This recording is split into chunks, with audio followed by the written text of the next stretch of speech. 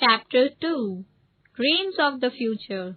One day Laurie, from where he lay in his garden, saw the sisters set out for a walk. Where are those girls going? He thought. Each wore a large hat, each had a bag over her shoulder, and each carried a long stick in her hand. Meg had something to sit on, Joe a book, Beth a basket, and Amy her drawing things.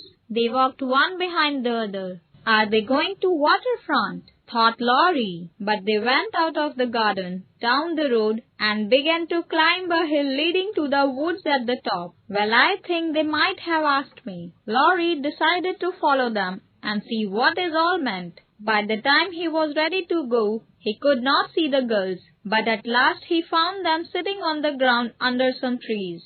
They did not see Laurie, and he stood behind a tree watching them. It was a pretty picture. Meg was mending, Beth was playing her doll, Amy was drawing, and Joe was making some socks as she reads aloud. The boy felt that he should not have come and ought to go away, but he was lonely, and so he stayed. Then Beth looked up, saw Laurie, and smiled. "May I join you, please? Or do you want me to do?" he asked. Joe said, "Of course you may. We would have asked you before, but we thought you wouldn't like such a girls' game as this. You see, we like to play the characters from the book Pilgrim's Progress, and we usually do it indoors. This summer we decided to go on with it in the open air. As part of the game, we wear old hats and use sticks to help us climb the hill." "Well," said Meg, "as it is against our rules for anyone to do nothing here, you take the book and finish reading the story. Joe can go on with her socks." "Yes, madam," replied Laurie. "I'll do anything if you'll let me stay for a bit. I hate to be alone, for it's very dull down there."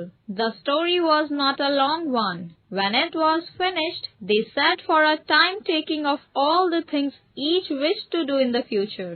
"Wouldn't it be fun if all the things we dream of doing could come true?" said Joe. "Let us each say what we would most like to do. What about you, Laurie? If I tell you, will you tell me?" "Yes, if the others will too." "We will. Now begin, Laurie." "Well," said Laurie, "I would like to travel. I would see as much of the world as I wanted to. Then I would live in this country and become famous as a musician. I never want to worry about money or business, but just enjoy myself. That's my favorite dream. What is yours, Meg?" Meg thought a little before saying, "I should like a lovely house full of beautiful things, nice food, pretty clothes, pleasant people. It would be my house. I should have plenty of money and servants, and I should never need to do any work. How I would enjoy it! I would do good, though, and make everybody love me." "Wouldn't you share your house with a husband?" asked Laurie with a smile. "I said, pleasant people." Meg bent to fasten her shoe as she spoke, and her face could not be seen. "Why don't you say you would have a nice, wise husband and some children? You know your dream house wouldn't be quite right without them," said Joe. "You would have nothing but horses, pens and inks, and books in yours," answered Meg. "Yes, that's quite true.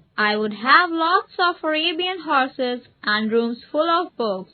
I would write with a magic pen, so that my works would be as famous as Laurie's music. I want to do something wonderful that won't be forgotten after I'm dead. I don't know what it will be, but I mean to surprise you all one day. I think I shall write books and become rich and famous. That is my favorite dream. Mine is to stay at home, safe with father and mother, and help take care of the family," said Beth. "Don't you wish for anything else?" asked Laurie. "Since I have my piano, I have everything I want. I only wish we may all keep well and be together. Nothing else."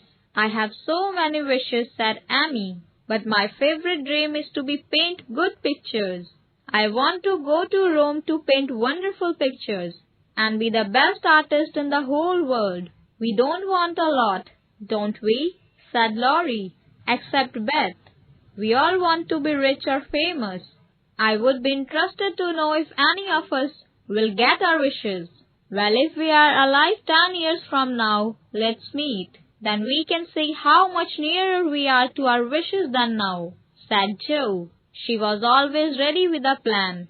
We shall all be very old then, said Meg. I shall be 27. You and I will be 26, Laurie. Beth will be 23.